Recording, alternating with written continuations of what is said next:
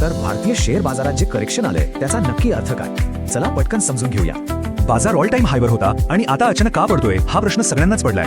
इथे बघा, निफ्टी आणि सेन्सेक्स तर पडलेच आहेत, पण सगळ्यात जास्त फटका बसलाय मिड आणि स्मॉल कॅप्सना. पण एक गोष्ट लक्षात घ्या, पाणी होण्याची अजिबात गरज नाही. हे मार्केट सायकलचा एक नॉर्मल भाग आहे. मग बाजार का पडतोय? चला पहिलं आणि सगळ्यात मोठं कारण पाहूया. परदेशी गुंतवणूकदार रोज हजारो कोटींची विक्री करत आहेत, यामुळे बाजारावर मोठा दबाव येतोय. आता वळूया दुसऱ्या कारणाकडे.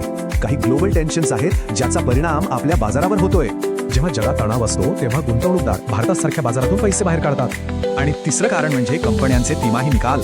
ते चांगले आहेत पण अपेक्षेप्रमाणे नाहीत. म्हणजे काही वन टाइम खर्चामुळे नफा कमी दिसतोय, पण कंपन्यांचा मूळ व्यवसाय अजूनही मजबूत आहे.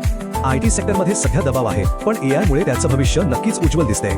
आता IT नंतर बँकिंग सेक्टरकडे पाहूया. हे क्षेत्र अजूनही स्ट्रक्चरली खूप मजबूत आहे. बँकांचे बॅलन्स शीट्स स्ट्रॉंग आहेत, कर्जवाढ चांगली आहे आणि NPS सुद्धा नियंत्रणात आहेत. आणि हे आकड्यांवरून स्पष्ट दिसतंय. बँक निफ्टी 50 पेक्षा कमी पडला आहे. ह्या सगळ्या परिस्थितीत सगळ्यात महत्त्वाचा प्रश्न, SIP करणाऱ्यांनी काय करायचं?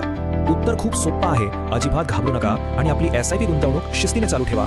याकडे असं बघा, मार्केट खाली आलंय म्हणजे गुंतवणुकीवर डिस्काउंट मिळतोय, जास्त युनिट्स विकत घेता येतील. हा गुंतवणुकीचा गोल्डन रूल आहे. मार्केटला टाइम करण्यापेक्षा मार्केटमध्ये टिकून राहणं महत्त्वाचं आहे. लॉंग टर्मसाठी रिस्क मॅनेज करण्यासाठी अशा प्रकारचं बॅलन्स्ड अलोकेशन खूप महत्त्वाचं ठरतं. थोडक्यात सांगायचं तर हे संकट नाहीये, भारताची लॉंग टर्म ग्रोथ स्टोरी अजूनही मजबूत आहे.